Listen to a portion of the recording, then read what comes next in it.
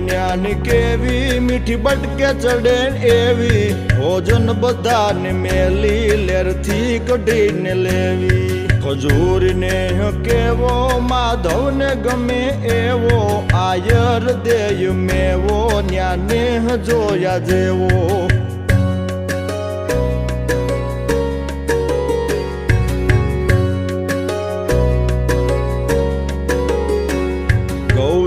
જાલો ખાણો ભાગવત જા વંચાણો થાય મયાના સન્માનો ગાય ગીરના બહુમાનો મહાદેવ દુધેશ્વર બેઠો બેઠો બેઠો